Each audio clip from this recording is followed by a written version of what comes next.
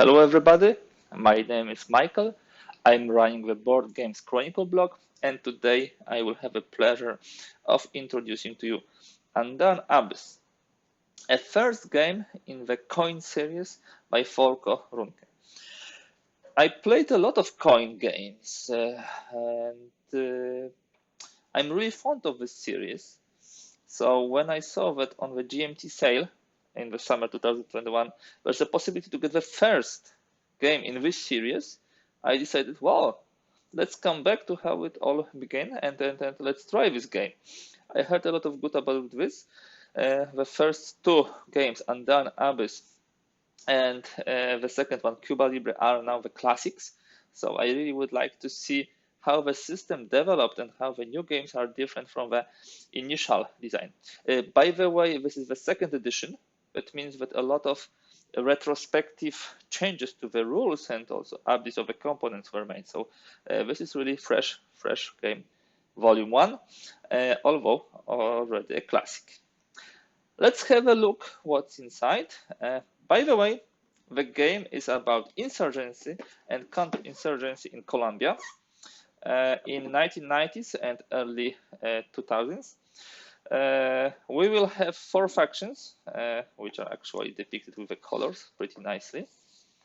The factions which will take part in the game will be government, of course. We would have a FARC, this is the communist Marxist guerrillas.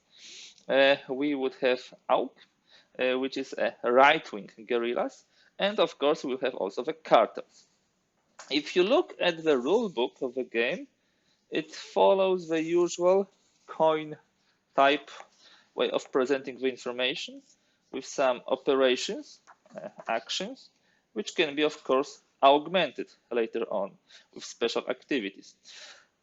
Usually the operations are similar between the factions, special abilities are completely different. The rulebook is not overly long and complex.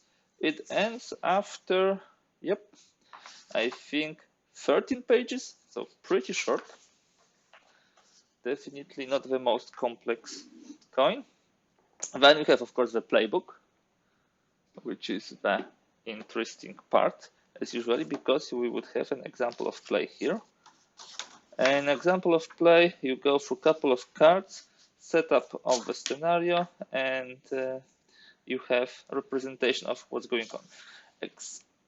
Aside from the example of play, we would have some information regarding cards, regarding the history. That's really cool. Some designer notes, and also the explanation of each and every card. This is typical now for the coin series, such approach. It gives much deeper information, and we as wargamers would like to know more than just game and have fun from this. Would like to learn about history. We would like to be taught by this, by those games. So this coin series does it in a great way. What else do we have? Some counters. It's not too many of them, of course. Some counters for the control and also terror. This would be the shipments of drugs. On the other side, we have also some counters.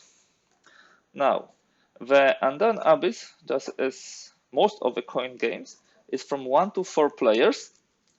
By 1, I mean also the possibility to play with a bot. So we have example here of a non-player cartel, non-player AUK, non-player FARC, and also a random city determination. So there are like 2, 3, 4 non-players. Depending on how many bodies you have, you can play with 1, 2, 3, or 4 people. This is the sequence of play, the generic sequence of play, and also setup and quick play scenario also. Okay, let me put it aside. Now, the most important, the player aid. The player aid provides you with all the operations and special actions of the 4 factions. So government, AUK, cartels, and also FARC. Yeah, so this is probably the most important part as far as the player aids are concerned, and this is typical for all coin games, 4 of them, because you can have maximally 4 players. Then we have a non-player chart for the government, and also how the moves will be done. By the way, at this moment in time, a GMT1 project is working on many games, including the coin games, to introduce a new bot system driven by cards. We have it already for Fire in the Lake. I think it's called Trunk. I really hope that also other coin games will get that type of a bot. What do we have here? Of course, the map. Thick, sturdy map. A mounted one, of course. Let me just take it out. I might not be able to fit it into the camera because due to the size of it. But let me do whatever possible. Okay. This is a large map. Yeah, you can see hopefully most of it. The Victory Points track, the El Presidente track, the government troops track. Here we have the departments. These are the mountain departments. These are more jungle departments. Yeah? And we have here the cards. Here we would have the cards overflow. Here we count the bases. And here we have a place for cards. So also it pretty nicely sets the people around the table, yeah, due to this spaces for each and every faction. What else do we have? Couple of 6-sided dice, yeah, for cartels, for AUK, and for FARC. Of course, that's what coin games are famous for. Tokens, bases, police, troops, guerrillas, markers to show where the action was taken, and of course you have the hidden and unhidden guerrillas. Yeah. Last but not least, the deck of cards. Let me open it for you. Okay, I am back with the cards. So these are typical coin cards in that sense that you have the sequence of factions. On that card, the first faction is the government, second is FARC, third is AUK, and cartels are the last ones.